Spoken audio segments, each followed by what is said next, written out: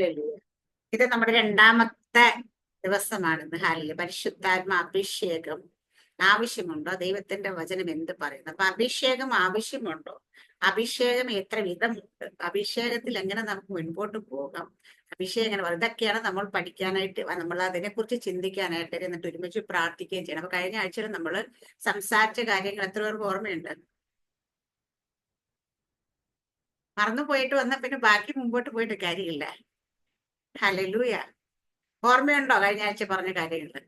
ഞാൻ അതുകൊണ്ട് message record ചെയ്തിട്ട് അത് യൂട്യൂബിൽ പോസ്റ്റ് ചെയ്തിട്ടുണ്ട്. നിങ്ങൾക്ക് ആവശ്യമുണ്ടെങ്കിൽ പിന്നീട് എടുത്ത് നിങ്ങൾക്ക് കേൾക്കാമായിരുന്നു. അതിനകത്ത് നമ്മൾ അഭിഷേകം ആവശ്യമുണ്ടോ എന്നതിനെ കുറിച്ച് നമ്മൾ ചിന്തിച്ചു. അതിനകത്ത് ദൈവത്തിന്റെ വചനം നമ്മൾ കൃത്യമായി പഠിപ്പിക്കുന്നുണ്ട്.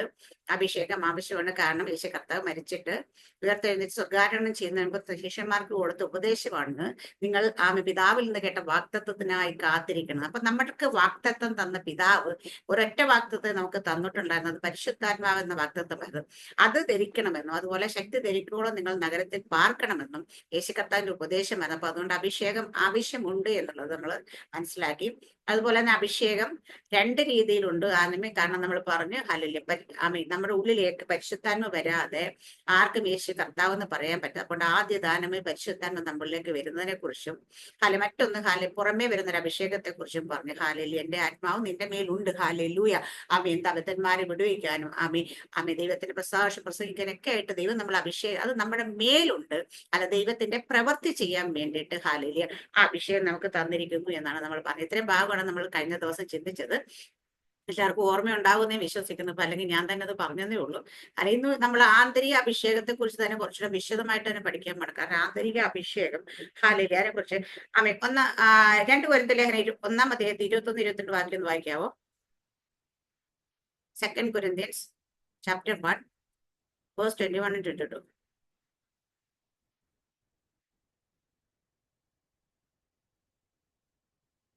ഹല്ലേലൂയ. ഞങ്ങളെ നിങ്ങളോടുകൂടെ ക്രിസ്തുവിൽ ഉറപ്പിക്കുന്നതും നമ്മെ അഭിഷേകം ചെയ്തതും ദൈവമല്ലോ.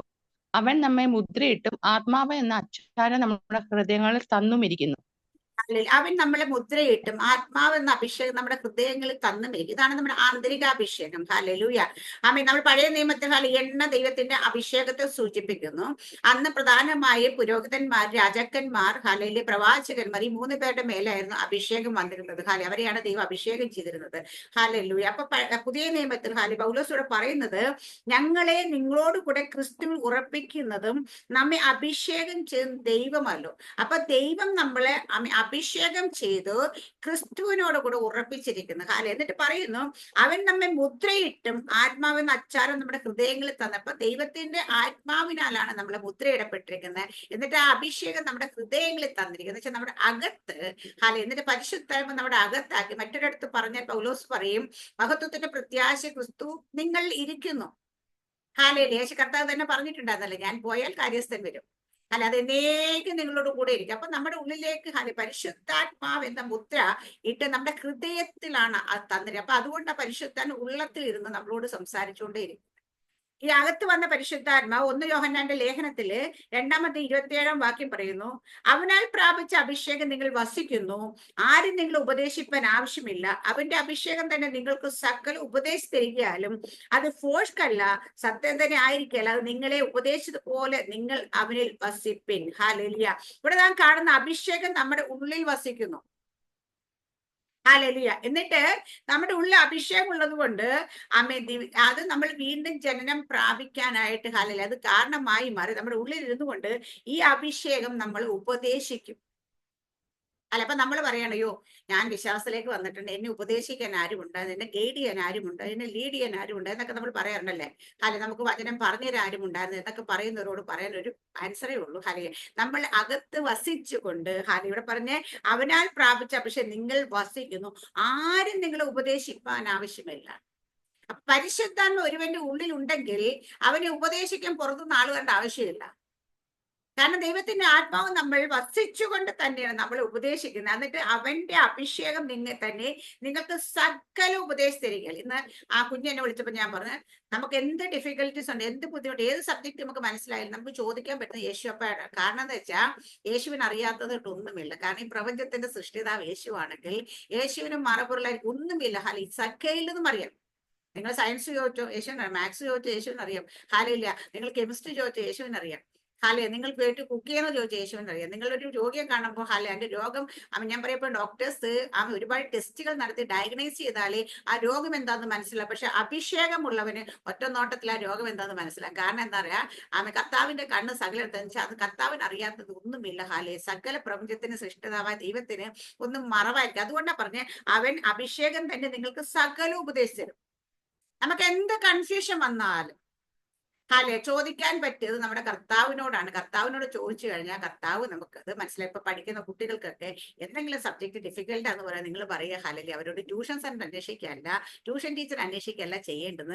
നിങ്ങൾ പറയും യേശു അപ്പന്റെ അടുത്തേക്ക് ഒന്ന് ചെല്ല് ഹാലലിയ, ഈ വിഷയം അവിടെ ഒന്ന് വെക്ക് ഹാലലിയ. അപ്പൊ കർത്താവ് നമുക്ക് ഉപദേശിച്ചു തരും. നമ്മളിപ്പോൾ ഭയങ്കര കൺഫ്യൂഷൻ, ഒരു കാര്യം നമ്മൾ എന്ത് ചെയ്യണമെന്ന് നമുക്ക് അറിയത്തില്ല. അല്ലെ, നമ്മൾ മനുഷ്യരോട് ആലോചന ചോദിച്ചാൽ മനുഷ്യന്റെ ബുദ്ധിക്ക് അനുസരിച്ച് പറഞ്ഞുതരും അല്ലെ. പക്ഷെ ദൈവത്തോട് ചോദിച്ചാൽ ദൈവത്തിന്റെ ആത്മാവ് നമ്മൾ ഉപദേശിക്കുമ്പോൾ അത് ശരിയായ രീതിയിൽ ഉപദേശിക്കും. കാരണം ദൈവത്തിന്റെ ആത്മാവിന് ഒരിക്കലും തെറ്റ് പറ്റുകയില്ല. ഹല്ലേലൂയ. നമ്മൾ ചില വിവാഹ കാര്യമൊക്കെ വന്നാലൊക്കെ നമ്മൾ പല പാസ്റ്റർമാരെ കുറിച്ച് ആലോചിക്കും. ഞാൻ ചോദിക്കും, നിങ്ങൾ പാസ്റ്റർമാരുടെ അടുത്ത് പോകുന്നതിനെ കേട്ടുമ്പോൾ നിങ്ങൾ ദൈവസന്നിധി വെക്കി കാര്യം. ദൈവം ചിലപ്പോൾ മറുപടി ചിലപ്പം 2 ദിവസം വൈകുമായിരിക്കും, കുഴപ്പമില്ല, മറുപടി കിട്ടിയ ശേഷം നിങ്ങൾ മൂവ് ചെയ്താൽ മതി. അത് ആക്യുറേറ്റ് ആയിരിക്കും, പെർഫെക്റ്റ് ആയിരിക്കും. ഹല്ലേലൂയ. അതുകൊണ്ട് നമ്മൾ ഹല്ലേലൂയ എപ്പോഴും നമ്മൾ എന്താ ചെയ്യേണ്ടതെന്ന് വെച്ച് കഴിഞ്ഞാൽ ദൈവത്തിന്റെ അഭിഷേകം, നമ്മൾ അവനാൽ പ്രാപിച്ച അഭിഷേകം നിങ്ങളുടെ ഉള്ളിൽ വസിക്കുന്നു. ആരും നിങ്ങൾ ഉപദേശം ആവശ്യമില്ല, അവന്റെ അഭിഷേകം തന്നെ നിങ്ങൾക്ക് സകല ഉപദേശിക്കുക. അത് ഫോഷ്കല്ല, സത്യം തന്നെ ആയിരിക്കില്ല. അത് നിങ്ങളെ ഉപദേശിച്ച പോലെ തന്നെ നിങ്ങൾ അവനിൽ വസിക്കും. ഇപ്പം ദൈവത്തിന്റെ ആത്മാവ് നമ്മൾ ഉപദേശിക്കുന്നത് ഫോഷ്കല്ല, അത് സത്യമായിരിക്കും. നമ്മുടെ ദൈവത്തിന്റെ ആത്മാവ് സത്യത്തിന്റെ ആത്മാവാണ്. ഹല്ലേലൂയ. അത് സുബോധത്തിന്റെ ആത്മാവാണ്. അവിടുന്ന് ഒരിക്കലും ഒരു പ്രവാചകനോട് നമ്മൾ പോയി ആലോചിച്ച് നോക്കിയാൽ ചിലപ്പോൾ അത് ഫോഷ്കാകാൻ ചാൻസ് ഉണ്ട്. പക്ഷെ നമ്മൾ പേഴ്സണലായിട്ട് ദൈവത്തോട് ആലോചിച്ച് ദൈവത്തിന്റെ ആത്മാവ് നമ്മൾ ഉപദേശിക്കുകയാണെങ്കിൽ അത് സത്യം തന്നെ ആയിരിക്കും. എന്തെങ്കിലും സംശയം ഉണ്ടോ നിങ്ങൾക്ക് ആർക്കെങ്കിലും? ദൈവാത്മാവ് ഉപദേശിച്ചിട്ട് എനിക്ക് തെറ്റിപ്പെന്ന് പറഞ്ഞ ആരെങ്കിലും ഉണ്ടോ? ഞാൻ ദൈവത്തിന്റെ ആത്മാവിന്റെ ഉപദേശം ചോദിച്ചായിരുന്നു. ദൈവത്തിന്റെ ആത്മാവിനെ ഉപദേശിച്ച് എന്നെ ഗൈഡ് ചെയ്ത്, പക്ഷെ അത് ഭയങ്കര മിസ്റ്റേക്കിൽ പോയി ചാടി, അല്ലെങ്കിൽ ഞാൻ കുഴിയിൽ പോയി ചാടി എന്ന് പറയാൻ കഴിയുന്ന ആരെങ്കിലും ഉണ്ടോ? നിങ്ങളെല്ലാം ഇങ്ങനെ പാറ പോലെ ഇരിക്കും, എന്തെങ്കിലും റെസ്പോണ്ട് ചെയ്യും.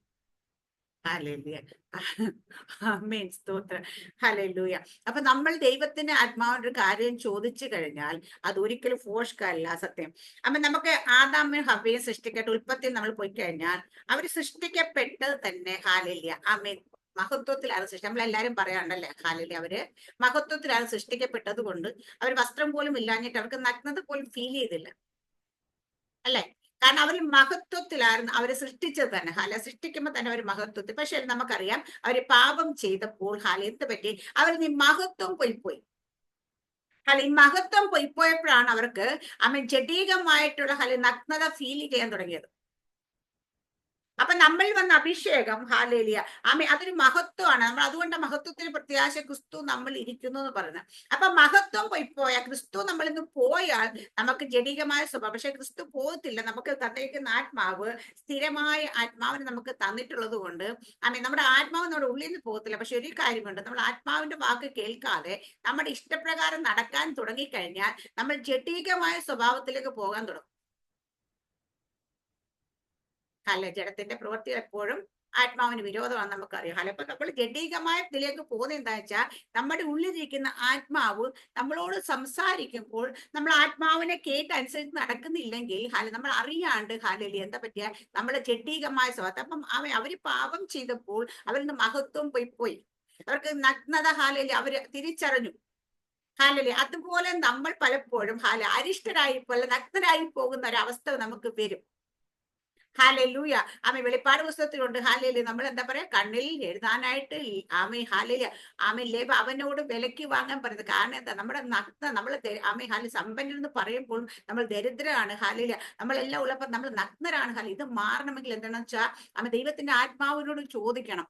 ആത്മാവ് നമുക്ക് തന്നാലേ പറ്റും. അതുകൊണ്ടാണ് അവിടെ നമ്മൾ കാണുന്ന ഉൽപ്പത്തിയിൽ നമ്മൾ കണ്ടത് മഹത്വം പോയത് ഒരു പാപം ചെയ്തപ്പോഴേ. 1 തിമോത്തിയോസിന്റെ 2:14 ഒന്ന് വായിക്കുവോ? 1 തിമോത്തിയോസ് 2:14. ഹല്ലേലൂയ, സ്തോത്രം.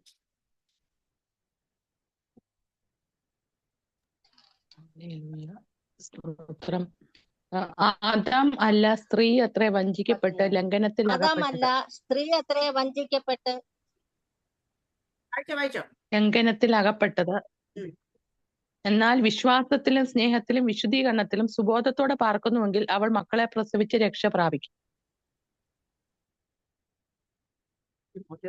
തെസ്സലോനിക്കയിലെ എടുത്തിട്ടുണ്ട്. ഞാൻ നോക്കി വായിച്ചിട്ടുണ്ട്. 2:14. ഹല്ലേലൂയ. ആമേൻ. ആദാമല്ല സ്ത്രീ അത്രേ വഞ്ചിക്കപ്പെട്ട് ലംഘനത്തിൽ അകപ്പെട്ടത്. ഹാലേലൂയ. എന്നാൽ വിശ്വാസത്തിലും സ്നേഹത്തിലും ഹാലേലൂയ. ഇവിടെ പറയുന്നത് 14 മാത്രം മതി. ഹാലേലൂയ. അപ്പൊ ഇവിടെ സ്ത്രീ വഞ്ചിക്കപ്പെട്ട് പാപം ചെയ്തു. ഹാലേലൂയ.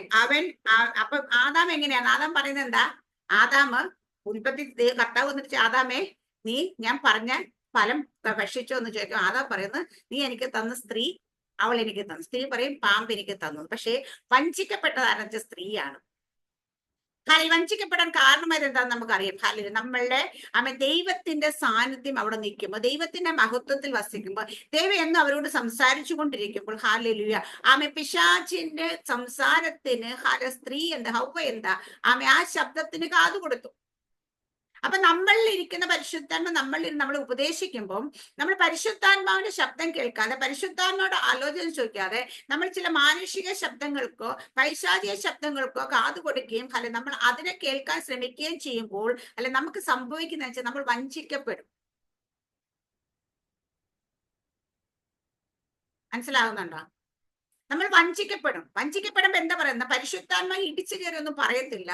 പരിശുദ്ധാത്മ നമ്മളോട് സംസാരിക്കാതെ ആകും. അങ്ങനെയാകുമ്പോൾ നമ്മൾ പിന്നീട് നമ്മൾ നടക്കുന്നത് ഫുള്ള് നമ്മളെ ലീഡ് ചെയ്യുന്നത് ഫുള്ള് ദൈവത്തിന്റെ ആത്മാവ് ആയിരിക്കത്തില്ല.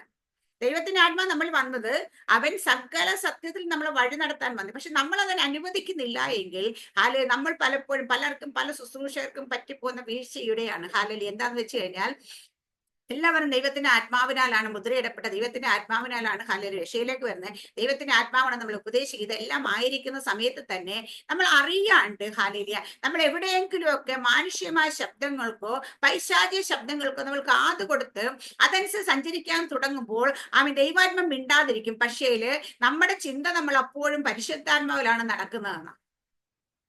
പക്ഷേ അത് അവർക്ക് പോലും തിരിച്ചറിയാൻ കഴിയാത്ത അവസ്ഥയിലേക്ക് മാറിപ്പോ അത് ഭയങ്കര ഡേഞ്ചർ സോണിലാണ് നമ്മൾ.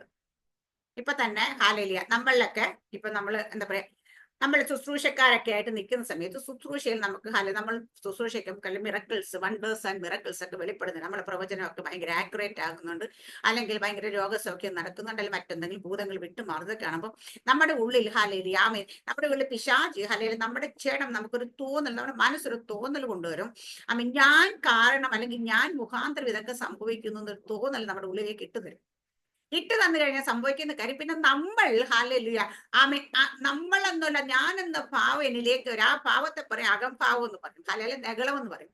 ഇതെന്നിലേക്ക് കയറി കഴിയും. ഇതൊരിക്കലും പരിശുദ്ധാത്മാന്റെ സ്വഭാവമല്ല, പരിശുദ്ധാത്മാന്റെ ഫലത്തിലുള്ളതല്ല നെഗളം. പരിശുദ്ധാത്മ ഫലങ്ങളെ കുറിച്ച് നിങ്ങൾ പഠിച്ചിട്ടുണ്ട്. അപ്പൊ നമ്മളിലേക്ക് നെഗളം വന്നു കഴിഞ്ഞാൽ നമ്മുടെ വിചാരം നമ്മൾ ചെല്ലുന്നിടത്തൊക്കെ നമ്മൾ ബൂസ്റ്റ് ചെയ്യാൻ തുടങ്ങും. യേശു കർത്താവിനെ ഉയർത്തേണ്ട സ്ഥലത്തൊക്കെ, ദൈവത്തെ ഉയർത്തേണ്ട സ്ഥലത്തൊക്കെ അറിയാണ്ട് നമ്മുടെ വായിൽ നിന്ന് നമ്മൾ ഉയർത്താൻ തുടങ്ങും. ഹാലേലൂയ. അപ്പൊ പലരും പറയുന്നത് കേട്ടിട്ടില്ല, ഞാൻ പോയപ്പോൾ, ഞാൻ എന്ന് പ്രാർത്ഥിച്ചപ്പോൾ, ഞാൻ പറഞ്ഞപ്പോൾ, ഞാൻ അങ്ങനെ ഞാൻ യേശു എന്ന് ചേർക്കേണ്ട സ്ഥലത്തൊക്കെ ഞാനെന്ന് പറഞ്ഞു തുടങ്ങാൻ തുടങ്ങും. ഇത് അറിയാണ്ട് ഇവരിലൂടെ ഹാലേലി ഇത് കേറുമ്പോൾ ഹാലേല പിന്നീട് ഇവരുടെ പ്രവൃത്തികൾ മൊത്തം നമുക്ക് ചിന്തിച്ചാൽ മനസ്സിലാകും. അവരെ ഉയർത്താൻ വേണ്ടിയിട്ട് ഹാലേലൂയ അവർ ഓരോ കാര്യങ്ങൾ ചെയ്തു തുടങ്ങും. എന്ന് വെച്ചാൽ അവരെ തന്നെ അഡ്വർടൈസ് ചെയ്യുന്ന നടക്കും. അങ്ങനെ വരുന്ന സമയത്ത് എന്താ സംഭവിക്കുക വെച്ചാൽ പരിശുദ്ധാത്മ ഇടയ്ക്ക് കയറിട്ടോ നീ ഇത് പറയാൻ പാടില്ല കേട്ടോ, നീ അല്ലത് ചെയ്താൽ ഞാനാ ചെയ്താൽ എന്റെ ശക്തിയാൽ ഇത് ചെയ്ത് നിന്റെ ശക്തിയാൽ അല്ലെന്ന് പരിശുദ്ധാത്മ ഒരിക്കലും തർക്കിക്കത്തില്ല.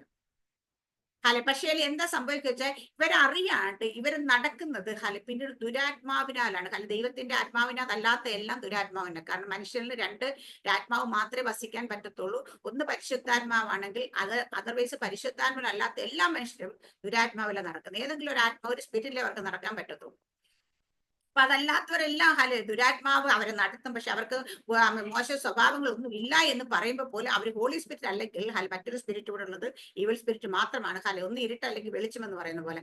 അപ്പൊ അതുകൊണ്ട് നമ്മൾ അറിയാണ്ട് അങ്ങനെ നടക്കാൻ തുടങ്ങും. പക്ഷെ നമ്മൾ അന്നേരം നിങ്ങൾ ചിന്തിക്കണം, രക്ഷിക്കപ്പെട്ട് സ്നാനപ്പെട്ട പരിശുദ്ധാത്മ മുദ്രയിട്ടവരുടെ ഉള്ളിൽ പരിശുദ്ധാത്മ ഉണ്ട്. അവർ പിന്മാറ്റത്തിൽ നടക്കുമ്പോൾ പരിശുദ്ധാത്മ വിട്ടുപോയിട്ടില്ല.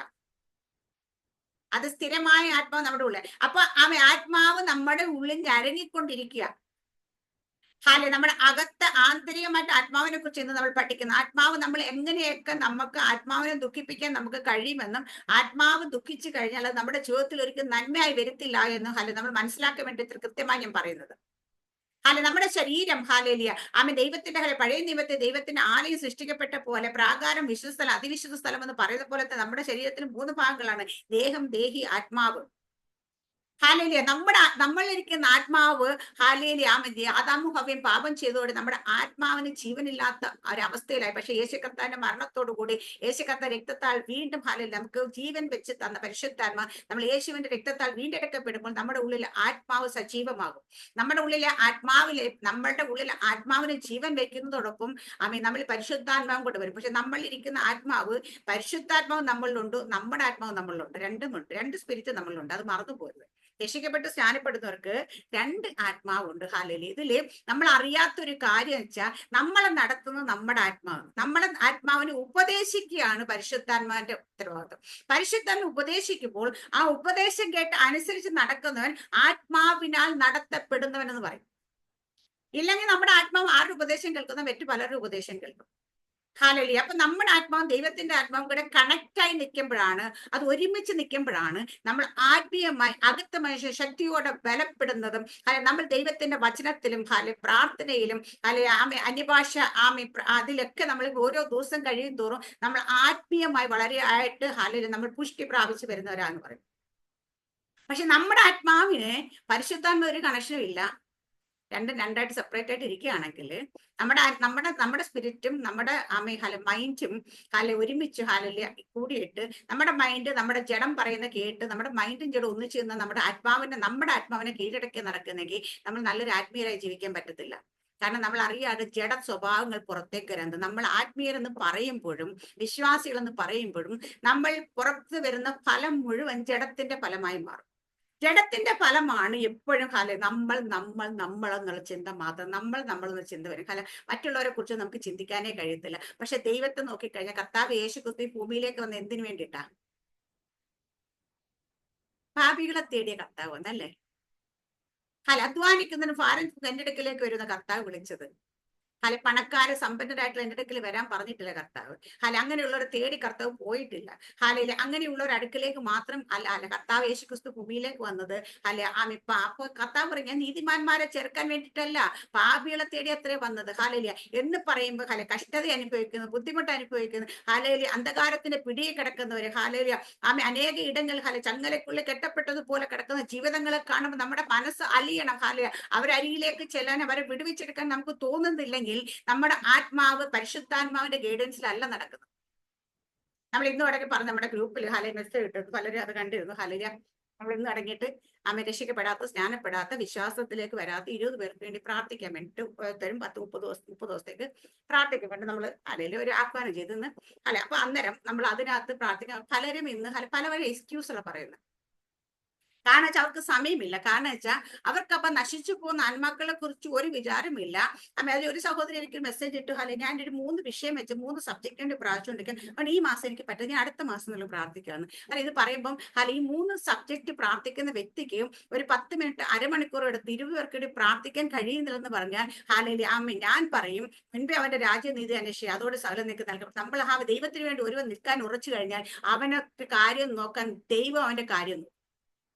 ഞാൻ എന്റെ അനുഭവത്തിൽ നിന്ന് പറയാം. കാരണം ഞാൻ ദൈവത്തിന് വേണ്ടി, കർത്താവിന് വേണ്ടി എന്തെങ്കിലും പ്രയോജനം, കർത്താവിന് വേണ്ടി നിൽക്കണമെന്നൊക്കെ എന്റെ ആവശ്യങ്ങളൊന്നും എന്റെ കർത്താവ് മുഖം തിരിച്ചിട്ടില്ല.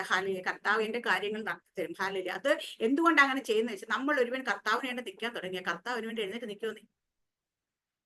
അപ്പൊ നമ്മുടെ ആവശ്യങ്ങളൊക്കെ കഴിഞ്ഞിട്ട് കർത്താവിന് വേണ്ടി എന്തെങ്കിലും ചെയ്യാമെന്ന് വിചാരിച്ചു കഴിഞ്ഞാൽ ആ കർത്താവ് എന്തെങ്കിലും പറയാം, നിന്റെ ആവശ്യങ്ങളൊക്കെ കഴിയട്ടെ എന്ന് വിചാരിച്ചിട്ട് കർത്താവ് അതുപോലെ ചിലപ്പോൾ നമ്മൾ ചില ആവശ്യങ്ങൾ പറയുമ്പോൾ ദൈവം ചിലപ്പോൾ നമുക്ക് മുഖം തിരിക്കും. ഹാലല്ലേ. അപ്പൊ ദൈവത്തിന് വേണ്ടിയിട്ട് പ്രയോജനപ്പെടും. ദൈവത്തിന്റെ ഏറ്റവും വലിയ ആഗ്രഹം എന്താണെന്ന് വെച്ചാൽ സ്വർഗത്തെ ഭൂമിയിൽ ആക്കണം, സ്വർഗത്തെ പോലെ ഭൂമിയിലും ആകണം. ഹാലലിയ. അപ്പൊ നമ്മൾ സകല ജനത്തിന് ഹാലലിയ വിടുതൽ കൊടുക്കണമെന്ന് ദൈവം ആഗ്രഹിക്കുന്നത്. കാരണം ഒരിക്കൽ അത് പരിശുദ്ധാത്മ ഒരിക്കൽ സംസാരിച്ചൊരു കാര്യം ഞാൻ പണ്ട് എപ്പോഴും നമ്മുടെ ഗ്രൂപ്പിൽ ഷെയർ ചെയ്തപ്പോൾ ഞാൻ പറഞ്ഞിട്ടുണ്ട്.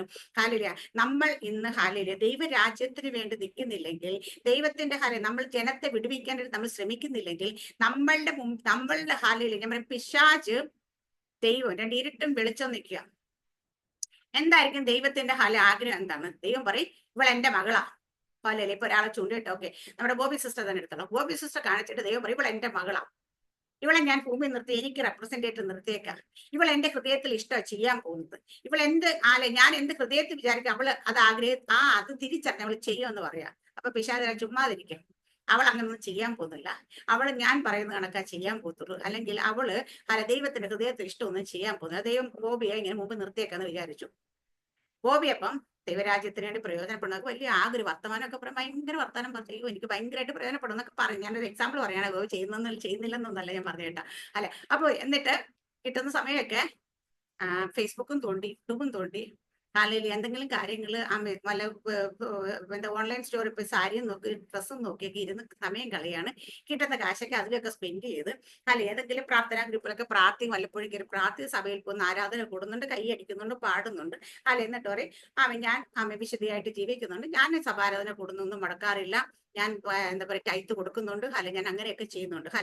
ഇതാണ് ബോബിയുടെ ലൈഫ് സ്റ്റൈലെങ്കിൽ ആരുടെ തലയാണോ കുനിയുന്നത് നമുക്ക് ചിന്തിക്കാൻ പറ്റും. ബോബിയെ മുമ്പ് നിർത്തിയിട്ട് ഇവളെന്റെ മകളാണ്, ഇവളെന്റെ ഹൃദയത്തിലെ ഇഷ്ടങ്ങൾ ചെയ്യുന്നവളാണ്, ഞാൻ പറയപ്പോലും വേണ്ട, എന്റെ മകൾ എന്റെ ഹൃദയം അറിഞ്ഞ് പ്രവർത്തിക്കുമെന്ന് പറഞ്ഞിട്ട് ബോബി മുമ്പ് നിർത്തി കഴിഞ്ഞാൽ ഹല്ലേലൂയ ആമേൻ ദൈവം ആരായിരിക്കും അവിടെ ജയിക്കുന്നത്? അപ്പൊ ദൈവം നമ്മളെ ഏൽപ്പിച്ച വേല നമ്മൾ ചെയ്യുന്നില്ലെങ്കിൽ, ദൈവത്തിന്റെ ഹൃദയത്തിൽ ആഗ്രഹം മനസ്സിലാക്കി നമ്മൾ പ്രവർത്തിക്കുന്നില്ലെങ്കിൽ നമ്മളെ കാണിച്ചിട്ട് ജയിക്കുന്നത് പിശാചാണ്. ഇവളെ നമ്മളെ ചൂണ്ടിക്കാണിച്ചിട്ട് പറയണ്ടേ ഇവളെ കണ്ടോ, ഇവളിപ്പോ എന്റെ കസ്റ്റഡി, അല്ലെങ്കിൽ ഇവള് ഞാൻ പറയുന്നിടത്ത് ഇവള് പോകുന്നില്ല, ഇവൾ അനങ്ങത്തില്ല, ഇവളത് ചെയ്യത്തില്ല, ഇവൾക്ക് അതിന് മനസ്സില്ല എന്ന് പറഞ്ഞ് കരയുമ്പോൾ നമ്മൾ മുഖാന്തരം ദൈവം പരാജയപ്പെടുന്ന പോലെ നമുക്ക് തോന്നത്തില്ല. നമുക്ക് പരാജയപ്പെടുത്താൻ പറ്റുമോ ദൈവത്തെ? പറ്റുമെന്നേ, നമുക്ക് പറ്റും. മനുഷ്യനെ സൃഷ്ടിച്ച എന്തിനാ ദൈവത്തെ ആരാധിക്കാൻ, ദൈവമായിട്ട് ഫെലോഷിപ്പ് കൂടാനാണ് മനുഷ്യനെ സൃഷ്ടിച്ചത്. അല്ല ദൈവത്തിന് വലിയ ഉദ്ദേശം. അപ്പൊ മനുഷ്യനെ സൃഷ്ടിച്ച് മനുഷ്യൻ സകലത്തിന് മീതെ വാഴണമെന്ന് പറയുമ്പോൾ ഏറ്റവും കൂടുതൽ ദൈവം ആഗ്രഹിച്ച ദൈവമായിട്ടുള്ള ഫെലോഷിപ്പ്. അതുകൊണ്ട് ദൈവം എന്നും ഏദൻ തോട്ടത്തിലേക്ക് ഇറങ്ങി വന്ന് മനുഷ്യന്റെ കൂടെ സമയം സ്പെൻഡ് ചെയ്ത് ഇന്നും ദൈവം ആഗ്രഹിക്കുന്ന നമ്മളുമായിട്ടുള്ള ഫെലോഷിപ്പാ. നമ്മൾ ദൈവമായിട്ടുള്ള ഫെലോഷിപ്പിന്റെ ടൈമില് നമ്മളെ നോക്കുമ്പോൾ നമ്മൾ ഫേസ്ബുക്കിലാണ്, നമ്മളെ നോക്കുമ്പോൾ നമ്മൾ വേറെ എന്തെങ്കിലും പരിപാടിയിലൊക്കെ ആണെങ്കിൽ എവിടെ നമ്മുടെ ഫെലോഷിപ്പ്?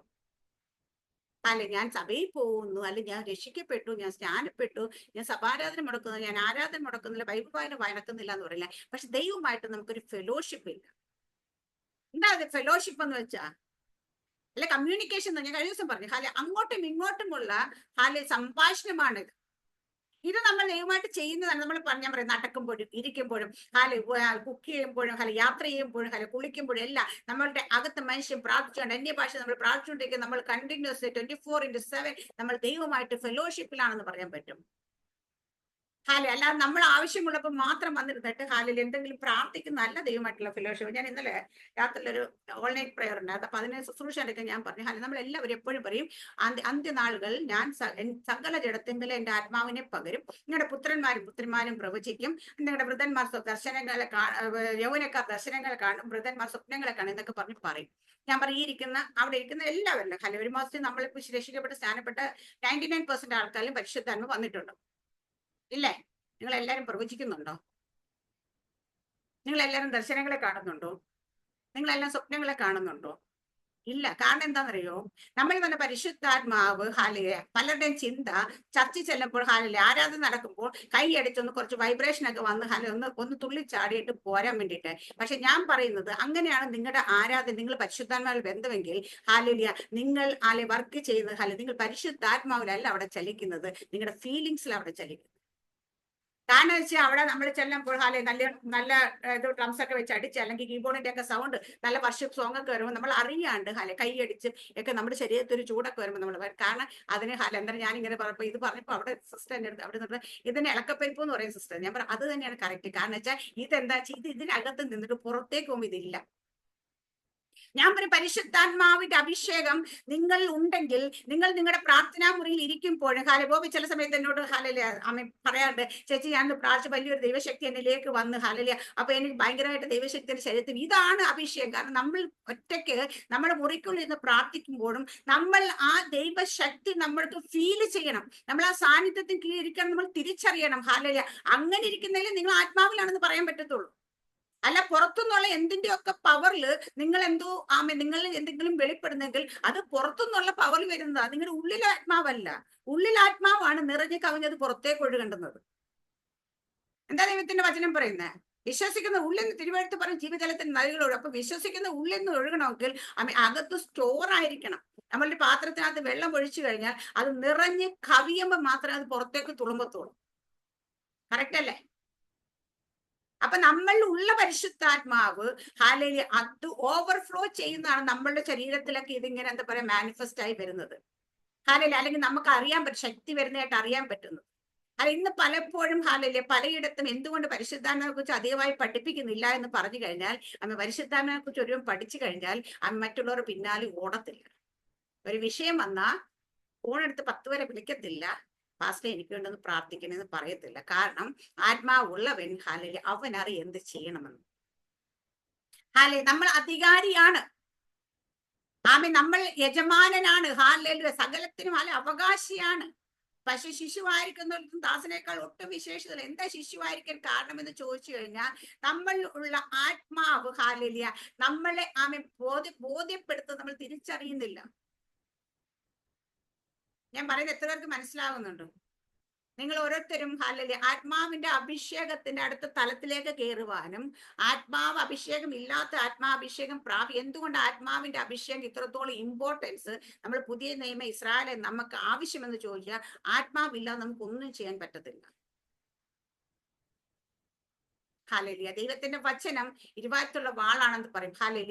ദൈവത്തിന്റെ വചനം നമ്മൾ ഇന്ന് വെറുതെ നമ്മൾ കാണാതെ പഠിച്ച് വചനം ഉരുവിട്ടത് കൊണ്ട് അതിനെ പ്രവൃത്തി ചെയ്യത്തില്ല. അത് കാരണം നമ്മൾ പറയുന്നത് നമ്മൾ പറയുന്ന ശബ്ദത്തോടൊപ്പം അത് ദൈവത്തിന്റെ വചനമാണെന്നൊരു നിർബന്ധമാണ്. നമ്മുടെ വായുന്നത് ഒരു വാക്കാണെങ്കിലും പരിശുദ്ധാത്മാവ് അതിന്റെ കൂടെ മൂവ് ചെയ്യുമെങ്കിൽ അത് ഉദ്ദേശ ഫലം ചെയ്തിട്ടേ പുറത്ത് തിരിച്ചു വരുന്നുള്ളൂ. ഒരാളുടെ മേലോട്ട് കൈവച്ചിട്ട് ഈ രോഗം സൗഖ്യമാകട്ടെ നമ്മൾ പറയുമ്പോൾ സൗഖ്യമാകണമെങ്കിൽ നമ്മൾ പറയുന്നത് നമ്മുടെ വാക്കിനോടൊപ്പം ആത്മാവ് ചലിക്കണം. അപ്പൊ നമ്മുടെ ഉള്ളിൽ ആത്മാവിനെ നിറയപ്പെടണം. നമ്മൾ ആന്തരികമായിട്ടുള്ള അഭിഷേകം ഉള്ളിൽ നമ്മുടെ ആത്മീയ വർധനയ്ക്കുള്ളത് നമ്മുടെ അകത്ത് പകരപ്പെട്ട പരിശുദ്ധാത്മ തന്നെ ചെയ്യുന്നത്. ആ പരിശുദ്ധാത്മ നമ്മളെ വചനം വായിക്കാൻ പഠിപ്പിക്കുന്നതും പ്രാർത്ഥിക്കാൻ പഠിപ്പിക്കുന്നത്, നമ്മളെ ദിവസം ഇരിക്കാൻ പഠിപ്പിക്കുന്നത്, നമ്മൾ ആരാധന മുടക്കാതിരിക്കാൻ, അങ്ങനെ നമ്മളെ സകല സത്യത്തിലും ഉപദേശം. എന്താ സകല സത്യം എന്ന് പറഞ്ഞാൽ സത്യമായ വചനത്തിൽ നടക്കുവാൻ തക്കണം നമ്മളെ പഠിപ്പിക്കും പരിശുദ്ധൻ. അങ്ങനെ നമ്മൾ പഠിച്ചു കഴിഞ്ഞാൽ, അങ്ങനെ നമ്മൾ നടന്നു കഴിഞ്ഞാൽ നമ്മളെ തെറ്റിച്ചുകൊണ്ട് മറ്റാർക്കും പറ്റത്തില്ല. മനസ്സിലാകുന്നുണ്ടോ? എന്നിട്ട് പലരും പറയും, അയ്യോ സിസ്റ്ററെ ഇത്ര നാളായിട്ട് വിശ്വാസത്തിൽ വന്നിട്ട് എന്നെ നടത്താൻ ആരുമില്ലായിരുന്നു, എന്നെ ഗൈഡ് ചെയ്യാൻ ആരുമില്ലായിരുന്നു എന്ന് പറയുമ്പോൾ, അങ്ങനെ പറയുന്നവരോട് ഞാൻ പറയും, പരിശുദ്ധം ഒരുവല്ലുണ്ടെങ്കിൽ അവൻ നമ്മളെ ഉപദേശിക്കും. നമ്മൾ മറ്റാരും ഉപദേശിക്കേണ്ട ആവശ്യമില്ല. നമ്മുടെ ഫസ്റ്റ് കൊരിന്ത്യർ 21-22 നമ്മൾ വായിച്ചിട്ടില്ലേ? അതാണ്. അതുപോലെ യോഹന്നാന്റെ ലേഖനത്തിൽ നമ്മൾ വായിച്ചു. അപ്പൊ നമ്മളെ ക്രിസ്തുവിൽ ഉറപ്പിക്കുന്നതും നമ്മെ അഭിഷേകം ചെയ്തതും ദൈവമാണ്. അപ്പൊ നമ്മൾ ഉറപ്പിച്ച് നിർത്തുന്ന, നമ്മൾ അഭിഷേകം ചെയ്ത് ദൈവമാണ്. അതുപോലെ ആത്മാവ് നമ്മൾ ഉള്ളപ്പോൾ സകലത്തിൽ ഉപദേശം നടത്താൻ ആത്മാവുണ്ട്. മറ്റാരും ഉപദേശിക്കേണ്ട കാര്യമില്ല. അപ്പൊ നമ്മൾ ദൈവം നമുക്ക് നൽകിയിരിക്കുന്ന സത്യത്തിന്റെ ആത്മാവിനെയാണ്. ഈ ആത്മാവിനെ നമ്മളൊന്ന് കേട്ട് അനുസരിച്ച് നടക്കാൻ ശ്രമിക്കുക. ഈ ആത്മാവ് നമ്മളെ നടത്തുന്ന അനുസരിച്ച് നമ്മൾ നടക്കുമെങ്കിൽ നമുക്ക് നമ്മൾ ഓരോ ദിവസവും നമ്മൾ പോലും അറിയാതെ നമ്മൾ ആത്മീയ വർധന പ്രാപിച്ച് നമ്മൾ ആത്മാവിന്റെ അടുത്ത തലത്തിലേക്ക് നമ്മൾ കയറാൻ തുടങ്ങും. നമ്മൾ അറിയാതെ നമ്മൾ ആത്മീയ വർധന പ്രാപിക്കും. ഞാൻ 2016 രക്ഷിക്കപ്പെട്ട് സ്നാനപ്പെട്ട് വരുന്ന സമയത്ത്, രക്ഷിക്കപ്പെട്ട് സ്നാനപ്പെടുമ്പോൾ എനിക്ക് അഭിഷേകം പ്രാപിച്ചു. ഞാൻ ആത്മാഭിഷേകം പ്രാപിച്ച് രക്ഷിക്കപ്പെട്ട് സ്നാനപ്പെട്ട് കഴിയുമ്പോഴത്തേന് ആ സമയം തുടങ്ങിയിട്ട് ഞാൻ എന്ത് കാര്യം ഉണ്ടെങ്കിലും ഡൗട്ട് ചോദിക്കുന്ന ദൈവത്തോടാണ്. നമ്മൾ എന്ത് കാര്യം നമ്മൾ ചെല്ലുമ്പോൾ അന്ന് ലഭിച്ചൊരു കൃപ ഞാൻ പറയാം. ഞാൻ വചനം കേട്ട് കഴിഞ്ഞ് ഏത് ദേവദാസൻ പ്രസംഗിക്കുമ്പോൾ ഞാൻ നോട്ട്സ് എഴുതിയിട്ട് തിരിച്ച് വീട്ടിൽ വന്നിട്ട് മടക്കി കൊണ്ടുള്ള വെക്കുകയല്ല. ഇതുമായിട്ട് ബൈബിളുമായിട്ട് ഇരുന്നിട്ട് ഞാൻ ആ ഓരോ വചനം എടുത്തിട്ട് വെച്ച് നോക്കുമ്പോൾ എനിക്ക് കൺഫ്യൂഷൻസ് വരും ചില സമയങ്ങളിൽ. കൺഫ്യൂഷൻസ് വന്നപ്പോൾ ഞാൻ ദൈവത്തോട് ചോദിക്കും, കർത്താവ് ഇതെനിക്ക് ക്ലിയർ ആയില്ലല്ലോ, അല്ലെങ്കിൽ ഇതിന്റെ എന്താ അർത്ഥമെന്ന് ചോദിച്ചാൽ ദൈവത്തിന് ആത്മാവ് അത് കൃത്യമായി എനിക്ക് പഠിപ്പിച്ചു തരും. അതിനകത്ത് ഒരു എക്സാമ്പിൾ ഞാൻ പറയും. ഒരിക്കലും ഒരു ദേവദാസൻ അവിടെ വന്നപ്പോൾ ഞാൻ IPC എന്തോ ഉള്ളതാണെന്ന് എനിക്ക് തോന്നുന്നുണ്ട്. അദ്ദേഹം വചനം ശുശ്രൂഷിച്ചപ്പോൾ അദ്ദേഹം അന്ന് സംസാരിച്ച വിഷയം എനിക്ക് ഇപ്പോഴും നല്ല ഓർമ്മയുണ്ട്.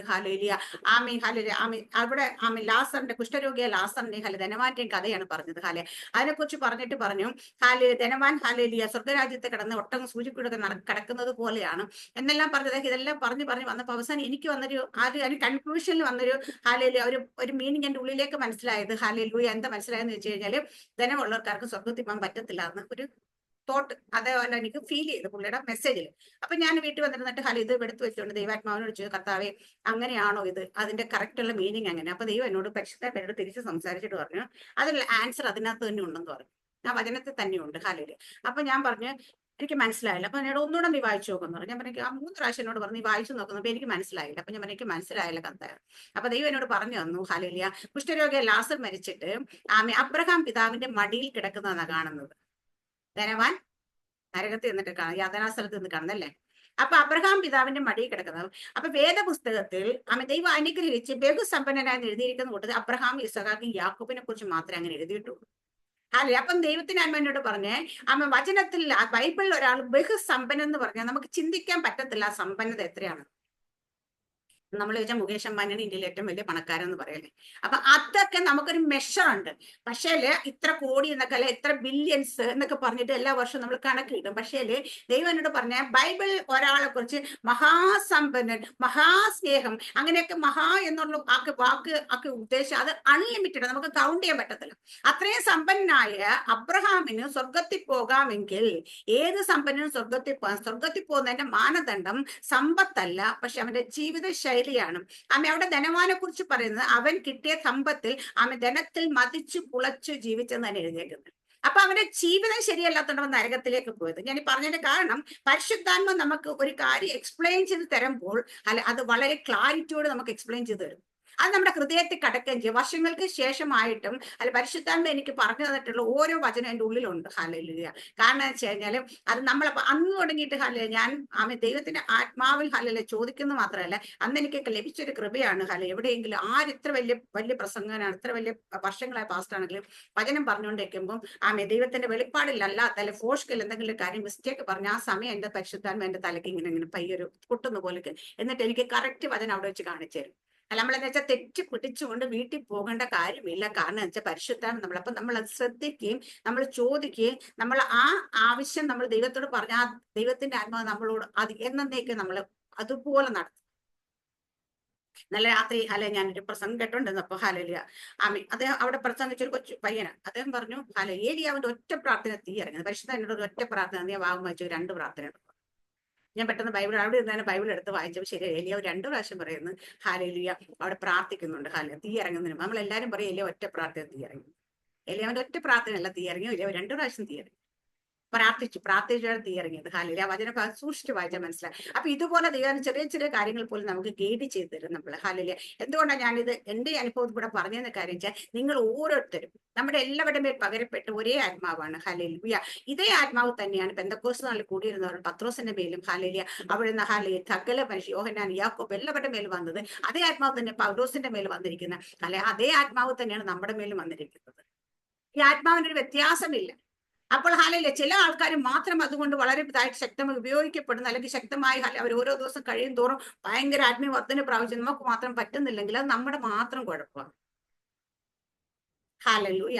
നമ്മുടെ മാത്രം കുഴപ്പം. കാരണം നമ്മൾ വേണ്ടും പോലെ നമ്മൾ ഇരിക്കുന്ന പരിശുദ്ധാത്മാവിനെ ഉപയോഗിക്കുന്നില്ല. മനസ്സിലായ? നമ്മുടെ വീട്ടിൽ ഇപ്പം പല ഫെസിലിറ്റീസും ഉണ്ട്. പക്ഷെ ഈ ഫെസിലിറ്റീസ് ഒക്കെ നമ്മൾ ഉപയോഗിക്കാതിരിക്കുകയാണെങ്കിൽ നമുക്ക് അത് ആസ്വദിക്കാൻ പറ്റത്തില്ല. ഇപ്പൊ ഞാനിവിടെ കേരളത്തിൽ ഇവിടെ നല്ല ചൂടാണ്. കാലില്ല. എന്റെ റൂമിനകത്ത് AC ഇരിപ്പുണ്ട്. പക്ഷേ എനിക്കത് ഉപയോഗിക്കാൻ പറ്റത്തില്ല. കാരണം വെച്ചാൽ ഇത് കുറെ നാളുകളായിട്ട് ഉപയോഗിക്കാതിരുന്നിട്ട് ഇത് ഇപ്പൊ കിട്ടി കഴിഞ്ഞാൽ അതിനകത്ത് വെള്ളമൊക്കെ വരും. കേട്ടാലും വർക്ക് ചെയ്യത്തില്ല. കാരണം വെച്ചാൽ ഇതെന്താന്ന് വെച്ച് കഴിഞ്ഞാല് ഇത് നമ്മൾ ഉപയോഗിച്ചില്ല. അപ്പൊ അതുകൊണ്ട് എനിക്ക് ഈ ഫെസിലിറ്റി ഉപയോഗിക്കാൻ പറ്റും. അതുകൊണ്ട് എന്താ ഞാനിവിടെ ചൂടെടുത്ത് വിയർത്ത് പുഴുകുന്ന കണക്ക് ഇരിക്കുകയാണ് ഫാനും വെച്ച്. കാരണം ഈ ഫെസിലിറ്റി ഉണ്ടായിട്ട് നമുക്ക് യൂസ് ചെയ്യാം. അതുപോലെ നമ്മൾ ഈ പരിശുദ്ധാത്മാവ് എന്നത് നമ്മുടെ അകത്തിരിക്കുകയാണ്, സ്ഥിരമായിരിക്കുകയാണ്. അവൻ ഒരു രാവിലെ 10 മണി തുടങ്ങി വൈകിട്ട് 5 മണി വരെ വന്നിട്ട് തിരിച്ചു പോകുന്നല്ല. 24 മണിക്കൂറും 365 ദിവസവും നമ്മുടെ ഉള്ളിലിരിക്കുക ഈ ആത്മാവ്. പക്ഷെ ഈ ആത്മാവിനെ നമ്മൾ വേണ്ടും പോലെ ഉപയോഗിക്കുന്നില്ല എന്നുള്ളതാണ് സത്യം. അപ്പൊ നിങ്ങൾ ഓരോരുത്തരും ഇരിക്കുന്ന അല്ല, നിങ്ങൾ വേറെ എങ്ങും അന്വേഷിച്ച് പോകണ്ട, ഒരാളുടെ അടുത്തേക്കും പോകണ്ട. ഹാലിൽ ഇത് പഠിപ്പിക്കാൻ പറഞ്ഞുകൊണ്ട് അല്ലെങ്കിൽ എനിക്ക് കൃപ പ്രാപിക്കണമെന്ന് പറഞ്ഞത് നിങ്ങളുടെ അകത്തിരിക്കുന്ന പരിശുദ്ധാത്മാവിനെ നിങ്ങളൊന്ന് യൂസ് ചെയ്യാൻ തുടങ്ങിക്കഴിഞ്ഞാൽ ഇന്ന് തുടങ്ങി ഈ പരിശുദ്ധാത്മാവായിട്ട് നിങ്ങളൊരു നല്ല ഫെലോഷിപ്പിലെത്താം. നിങ്ങൾ സംസാരിക്കണമെന്ന് പരിശുദ്ധാത്മാവോട്. അല്ല, ചിലപ്പോൾ നിങ്ങൾ സംസാരിക്കുമ്പോൾ ആദ്യം പരിശുദ്ധാത്മാവ് റിപ്ലൈ ചെയ്തിട്ട് നിങ്ങൾ കേട്ട് ചിലപ്പോൾ നിങ്ങൾക്ക് സെൻസ് ചെയ്യാൻ പറ്റത്തില്ല. പക്ഷെ നിങ്ങൾ വീണ്ടും സംസാരിച്ചുകൊണ്ടേ ഇരിക്കണം. അല്ല, ഞാൻ എക്സാമ്പിൾ പറയാണ്ട് ഇപ്പോഴും ഞാൻ കുക്ക് ചെയ്യാൻ പോകുമ്പോൾ പോലും അല്ലെ കറി വെക്കുമ്പോൾ പോലും ഞാൻ പറയും പരിശുദ്ധാത്മാവെ എന്നെ ഇത് സഹായിക്കണേ. ആ കറക്റ്റ് ഇൻഗ്രീഡിയൻസ് നമ്മൾ അത് ഉണ്ടാക്കി കഴിയുമ്പോൾ ഏറ്റവും ടേസ്റ്റ് ആയിരിക്കും. കാരണം ഇപ്പം നമ്മൾ കൊള്ളാത്തൊരു മീനാണ്, ഫിഷാണ് നമ്മൾ വെക്കുന്നെങ്കിൽ പോലും ദൈവത്തിന് ആത്മാവിനോട് പ്രാർത്ഥിച്ചു വെക്കുകയാണെങ്കിൽ അത് ഉണ്ടാക്കി കഴിയുമ്പോൾ ഏറ്റവും നല്ല ഫ്രഷ് മീൻ വെച്ച് അതുപോലെ ഇരിക്കണം. കാരണം ദൈവാത്മാവിനെ സഹായിക്കാൻ പറ്റും ഒരു മേഖലയില്ല. അല്ലെ, നമ്മൾ വണ്ടി ഓടിക്കാൻ എഴുന്നേൽക്കാൻ നമ്മൾ കാറിൽ കയറി ഇരുന്നിട്ട് അല്ലെ ഞാൻ പറഞ്ഞു ദൈവത്തിന് അതാണ്ട് കർത്താവ് എങ്ങളുടെ കരത്തിലേക്ക് തരാം വണ്ടി. ഹാലെ കർത്താവ് തന്നെ. അപ്പൊ നമ്മൾ ഹാലെ എവിടെയൊക്കെ പോയാലും ഹാലെ ഞാൻ നമ്മുടെ UAE വണ്ടി ഓടിക്കുമ്പോൾ ഞാൻ പറയാണ്ട് ഹാലെ പലരോടും ഞാൻ പറഞ്ഞിട്ട് എൻ്റെ അനുഭവം ഹാലെ. കാരണം നമ്മൾ സ്പീഡ് ട്രാക്കിൽ ഏതെങ്കിലും ട്രാക്കിലൂടെ പോകുമ്പോൾ ഹാലെ പെട്ടെന്നാണ് ഫ്രണ്ടിൽ എന്തെങ്കിലും വന്നാൽ ദൈവത്തിന് നമ്മുടെ ലെഫ്റ്റ് സൈഡിലൊന്നും തട്ടുകയാണെങ്കിൽ നമ്മൾ റൈറ്റിലോട്ട് വണ്ടി മാറ്റണം, ട്രാക്ക് മാറണമെന്ന്. അല്ലെങ്കിൽ ഇങ്ങനെ നമുക്ക് ഗൈഡ് ചെയ്യും. ഹാലില്ല, അത് നമ്മൾ ഓരോ കാര്യങ്ങളും നമ്മൾ സെൻസ് ചെയ്യുന്നത് പരിശുദ്ധ സകലയിടത്തും നമ്മളെ ഗൈഡ് ചെയ്യും. പല ആപത്തിൽ നിന്ന് ഹാലെ നമ്മൾ പെട്ടുപോകാത്ത ആപത്തിൽ നിന്ന് ദൈവത്തിന്റെ ആത്മാവ് നമ്മളെ സഹായിക്കാറുണ്ട്. അങ്ങനെ ഹാലില്ല. അപ്പൊ നമ്മൾ എല്ലായിടത്തും നമ്മൾ പരിശുദ്ധാത്മാവിനെ ഉപയോഗിക്കണം. നമ്മുടെ ജീവിതം പരിശുദ്ധാത്മാവ് ഇല്ലാത്ത ജീവിതം പല പാസ്റ്റർമാരും പറഞ്ഞ ഡയലോഗ് തന്നെ ഞാൻ എടുക്കാം. ഹാലി നെറ്റ്വർക്ക് ഇല്ലാത്ത മൊബൈൽ പോലെയാണ്. അല്ല, ഇപ്പൊ പരിശുദ്ധാത്മ ഉണ്ടെങ്കിൽ ഒരു മൊബൈൽ നമ്മുടെ കയ്യിലുണ്ട്, അതിനകത്ത് സിം കാർഡും ഇല്ല, നെറ്റ്വർക്കും ഇല്ലെങ്കിൽ നമുക്കിത് ഉപയോഗിക്കാൻ പറ്റത്തില്ല. മൊബൈൽ കയ്യിൽ ഇരിക്കുന്നത് മാത്രമേ ഉള്ളൂ. അതിന്റെ ഒരു ഗുണവും നമുക്ക് ആസ്വദിക്കാൻ പറ്റും. പക്ഷേ അതുപോലെ നമ്മളിരിക്കുന്ന പരിശുദ്ധാത്മ നമ്മൾ ഉപയോഗിക്കുന്നില്ലെങ്കിൽ നമ്മൾ ഒരു നെറ്റ്വർക്ക് ഇല്ലാത്ത മൊബൈൽ നമ്മുടെ കൈ കിട്ടി എന്തെങ്കിലും പ്രയോജനമുണ്ടോ? അതുപോലെ അപ്പൊ അതുകൊണ്ട് ഇന്ന് തുടങ്ങിയിട്ട് നിങ്ങൾ ഇരിക്കുന്ന പരിശുദ്ധം, പുറത്തുനിന്ന് ആരെയും വിളിക്കേണ്ട, ആരുടെ സഹായം വേണ്ട. നിങ്ങൾ ഇരിക്കുന്ന പരിശുദ്ധാത്മാനെ ഇന്ന് തുടങ്ങി നിങ്ങളൊന്ന് ഉപയോഗിച്ച് തുടങ്ങുക. ഹാലിയ, ഈ പരിശുദ്ധാത്മാനെ ഉപയോഗിക്കുമ്പോൾ നമ്മൾ എങ്ങനെയാണ് പരിശുദ്ധാത്മ ലീഡ് ചെയ്യുന്നത്, നമ്മൾ എങ്ങനെയാണ് ഗൈഡ് ചെയ്യുന്നത് നമുക്ക് മനസ്സിലാകും. അങ്ങനെ നമ്മൾ ആ വഴിയിലൂടെ നടക്കാൻ തുടങ്ങിയ നിങ്ങളുടെ സ്ഥിതി മാറും. ഹാലിയ, ഞാൻ പറയാം നിങ്ങളുടെ സാമ്പത്തിക പുറമെയുള്ള ഭൗതിക സ്ഥിതി മാറും എന്നല്ല ഞാൻ പറഞ്ഞേ, നിങ്ങളുടെ ഹാലേലിയ, നിങ്ങളുടെ ആത്മീയത ആത്മീയ ജീവിതത്തിന്റെ സ്ഥിതി മാറാൻ തുടങ്ങും. ഹാലിയ, ഇത് നിങ്ങളെ വളരെ സക്സസ്ഫുൾ ആയിട്ട് ഹാലേലിയ ആത്മീയ ജീവിതത്തിൽ മുൻപോട്ട് സഹായി. ഈ വചനത്തെ ദൈവം എല്ലാവരും അനുഗ്രഹിക്കുമാറാകട്ടെ. ഇത് 2ാമത്തെ ക്ലാസ്സുകൾ, ഇനി കുറച്ച് ക്ലാസ്സുകൾ ബാക്കിയുണ്ട്. ഹാലിയ, അടുത്ത ആഴ്ച നമുക്ക് ഹാലയിലെ സംസാരിക്കുമ്പോൾ പുറമേ വരുന്ന ആത്മാവിനെ കുറിച്ച് നമുക്ക് കൂടുതൽ അതാണ് നമ്മുടെ പ്രവൃത്തിയുടെ ആത്മാവ്. അത് നമ്മുടെ ശുശ്രൂഷയ്ക്ക് നമുക്ക് നൽകപ്പെട്ടിരിക്കുന്നതാണ്. അതാണ് പൗലോസ് പറയുന്നത്, ഇത് ഈ മൺകൂടാരങ്ങൾ, ഈ അത്യന്ത ശക്തി മൺകൂടാരങ്ങളിൽ പകർന്നിരിക്കുന്നു എന്നുള്ളൂ. ഇത് നമ്മുടെ സ്വന്തം ആവശ്യത്തിനല്ലെന്ന് പറയുന്ന പോലെ നമ്മുടെ പുറമേ വരുന്ന ആത്മാവ്, അത് പ്രവൃത്തിയുടെ ആത്മാവ് എന്ന് പറയും. അതിനെക്കുറിച്ച് അതാണ് നമ്മൾ ശുശ്രൂഷയ്ക്ക് വേണ്ടി ഉപയോഗിക്കുന്നത്. ഹാലേലിയ, അതിനെക്കുറിച്ച് അടുത്ത ആഴ്ച. അപ്പോൾ ഞാൻ ഈ 2 പ്രാവശ്യം പറഞ്ഞതും കഴിഞ്ഞ ആഴ്ചയിലെ മെസ്സേജ് യൂട്യൂബിൽ കിടപ്പുണ്ട്. ഈ ആഴ്ചയിലെ മെസ്സേജ് ഞാൻ പോസ്റ്റ് ചെയ്യും യൂട്യൂബിൽ. നിങ്ങൾ രണ്ടും കേൾക്കണം. കേട്ടിട്ട് വേണം അടുത്ത ക്ലാസ്സിൽ വന്നിരിക്കുമ്പോൾ കഴിഞ്ഞ ആഴ്ച എന്താ പറഞ്ഞു വെച്ചാൽ അയ്യോ അത് ഓർമ്മയില്ലെന്ന് പറഞ്ഞാൽ നമുക്ക് മുൻപോട്ട് പോകുമ്പോഴത്തേക്ക് ബുദ്ധിമുട്ടാണ്. ഇത് നിങ്ങളുടെ ഉള്ളിൽ കയറണം. ഹാലില്ല, നിങ്ങൾക്ക് നിങ്ങളെ തന്നെ, ഇത് മറ്റാർക്കും വേണ്ടിയിട്ടല്ല, നിങ്ങൾക്ക് പ്രയോജനപ്പെടാൻ വേണ്ടിയിട്ട് തന്നെയാണ്. നിങ്ങൾ ഓരോരുത്തരും ഇത് ഹൃദയത്തിൽ ഹാലില്ല വളരെ ആഴത്തിൽ ഇത് പതിഞ്ഞാൽ മാത്രമേ അടുത്തതിലേക്ക് കയറുമ്പോഴേക്കും നമുക്ക് അത് കൂടുതൽ അതെങ്ങനെയാണ് നമ്മൾ ഓപ്പറേറ്റ് ചെയ്യുന്നത്, അതിനകത്ത് നമുക്ക് ഇത് നമ്മുടെ തന്നെ ആത്മീയ വർദ്ധനാണെങ്കിൽ മറ്റത് നമ്മൾ ശുശ്രൂഷയ്ക്കായിട്ട് ഉപയോഗിക്കാം. അത് നമ്മൾ പുറമെ ഉപയോഗിക്കാനുള്ളതാണ്. അത് ഉപയോഗിക്കുമ്പോൾ എങ്ങനെ ഉപയോഗിക്കണമെന്ന് അറിയണമെങ്കിൽ ഇത് നമ്മുടെ ഉള്ളിൽ ഉണ്ടെങ്കിൽ മാത്രമേ പറ്റൂ. ഇത് നിങ്ങൾ കേട്ട് അത് ഹൃദയത്തിൽ ആക്കിയിട്ട് അത് നിങ്ങൾ പ്രാക്ടീസ് ചെയ്യണം. ഇന്ന് തുടങ്ങി നിങ്ങൾ പരിശുദ്ധാത്മാവോട് സംസാരിക്കാൻ തുടങ്ങും, പരിശുദ്ധാത്മാ നിങ്ങൾ യൂസ് ചെയ്യാൻ തുടങ്ങും. അങ്ങനെ നിങ്ങൾ യൂസ് ചെയ്യാൻ തുടങ്ങുമ്പോഴാണ് അടുത്തതിലേക്ക് നമുക്ക് അത് കൂടുതൽ ഭംഗിയായിട്ട് ചെയ്യാൻ പറ്റത്തുള്ളൂ. ഈ വചനത്തെ എല്ലാവരും അനുഗ്രഹിക്കുമാറാകട്ടെ. ആമേൻ, സ്തോത്രം. God bless you.